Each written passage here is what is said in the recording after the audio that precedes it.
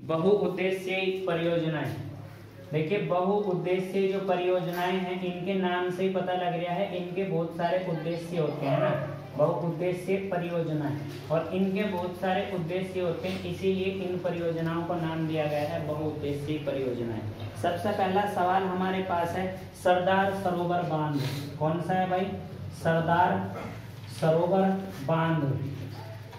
तो बताइए, सरदार सरोवर बांध जो है वो कौन सी नदी पर बना हुआ है? नर्मदा नदी पर बना हुआ है। कहाँ पर बना हुआ है? गुजरात में बना हुआ है।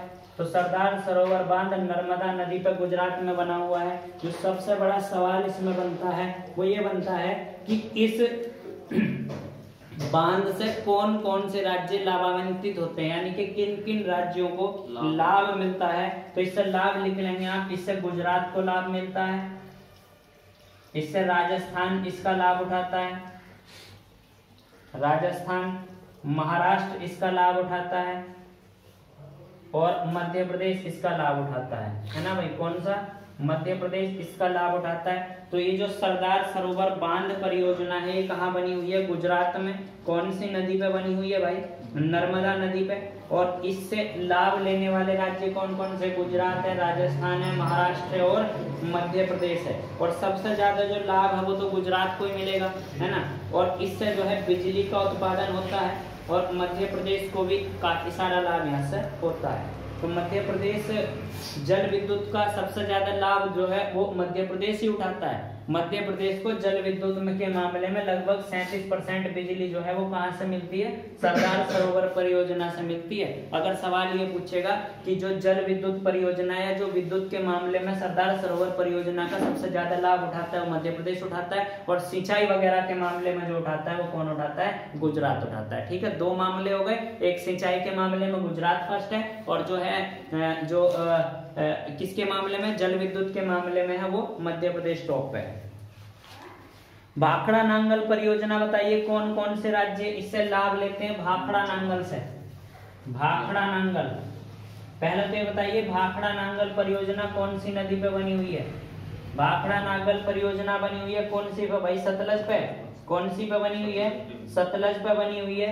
ध्यान देंगे, सतलज पर कहाँ पे बनी हुई है? ये पंजाब में बनी हुई है। तो लाभ लेने वाले क्षेत्रों में पंजाब हो गया, हरियाणा हो गया, और सब जानते होंगे सबसे बड़ी नहर इंदिरा गांधी नहर। तो राजस्थान भी इसका लाभ उठाता है। कौन उठाता है? राजस्थान इसका लाभ उठाता है। सब लोग जानते होंगे यहाँ पर गोविंद सागर झील बनती है ना? कौन सी झील बनती है भैया?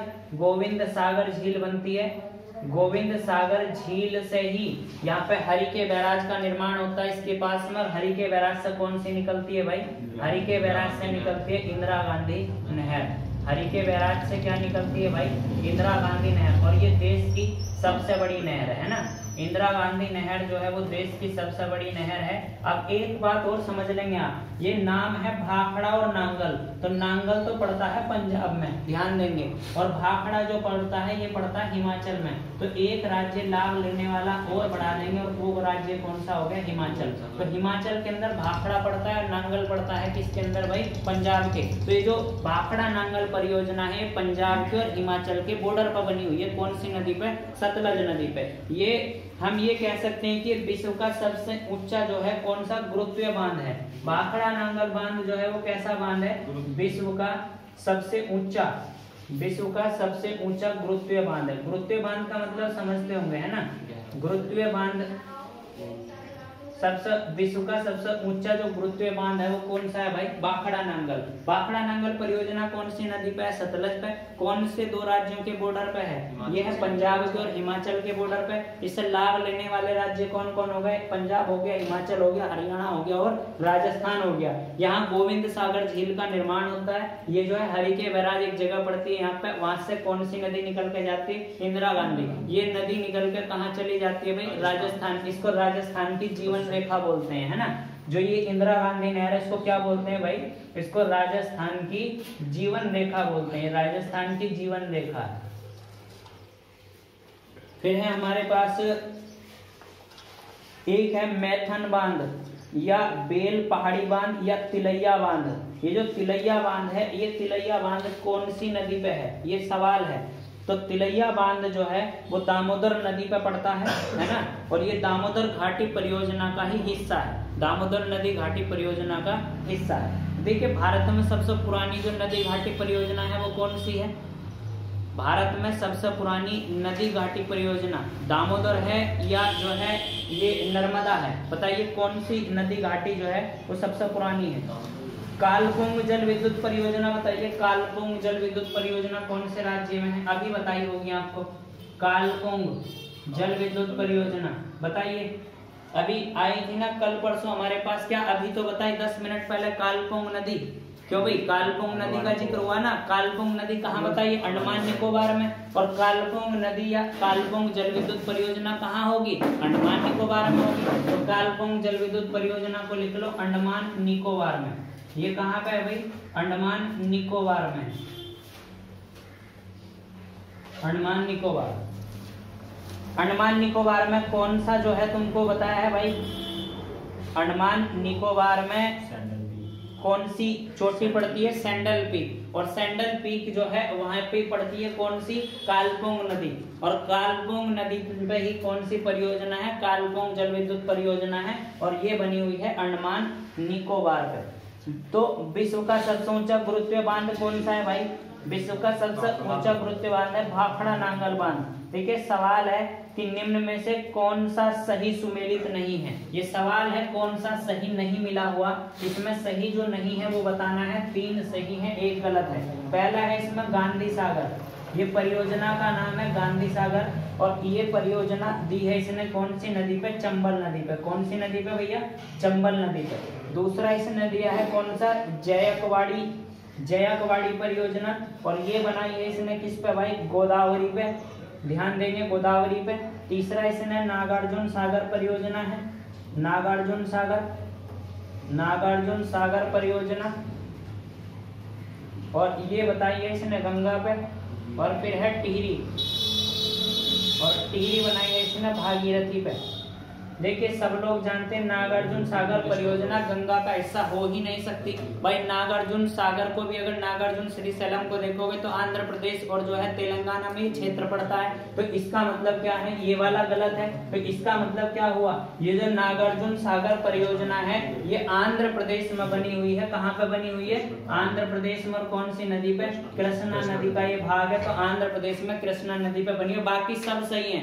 कई बार सवाल जो है गांधी सागर से बनता है। गांधी सागर चंबल में। चंबल कहाँ से निकलती है? मध्य प्रदेश से निकलती है। जयकवाड़ी गोदावरी पे, गोदावरी के बारे में सब लोग जानते हैं। उसके बाद टिहरी जो है वो भागीरथी यानी कि टिहरी बांध भागीरथी पे बना हुआ है। इंपोर्टेंट सवाल है। और भागीरथी और अलकनंदा मिलकर किसका निर्माण करते हैं? देवप्रयाग। और देवप्रयाग से क्या निकलती है? गंगा नदी निकलती है।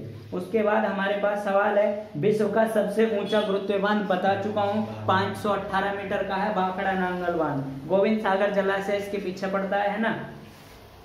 हीराकुंड बांध जो है वो कौन सी नदी का बना है? महानदी पे। कहाँ पे बना हुआ है? उड़ीसा में बना हुआ है। ठीक है भाई।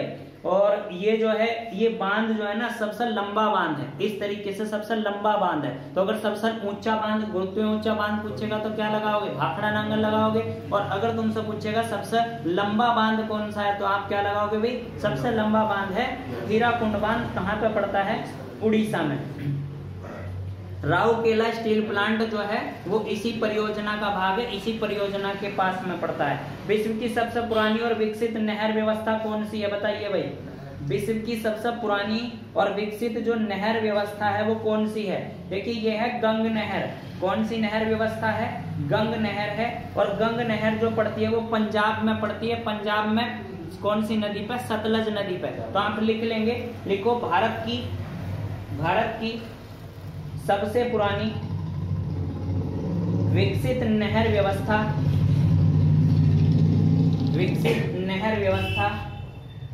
पंजाब में फिरोजपुर के समीप सतलज नदी से निकलती है। फिरोजपुर के समीप सतलज नदी से निकलती है। ठीक है भाई, ये विश्व की सबसे पुरानी विकसित नहर व्यवस्था है। और समझ लो इसको, इसका निर्माण हुआ था 1927 में। और 1927 में उस समय पे एक जगह पड़ती थी जिसका नाम क्या था भाई, जिसका नाम था बीकानेर। और बीकानेर का जो उस समय महाराज था उसका नाम था श्री गंग सिंह। उसका नाम क्या था? गंग सिंह। तो 1927 में जो गंग सिंह था, उस गंग सिंह ने इस परियोजना का, नहर परियोजना का निर्माण कराया था। और ये नहर परियोजना कहाँ पड़ती है? पंजाब में सतलज नदी पे पड़ती है। देखिए नाम जो है इस शासक के नाम पे पड़ गया, क्योंकि ये बीकानेर का महाराज था, इसका नाम था गंग सिंह, और इसके नाम पे ही इस नहर परियोजना को कह दिया। अगर सवाल आपसे पूछा जाएगा कि सबसे पुरानी जो नहर परियोजना है वो कौन सी है, तो आंसर क्या बताओगे? गंग परियोजना, गंग नहर परियोजना। और ये कहाँ पे है? पंजाब में। 1927 में ये बनाई गई थी।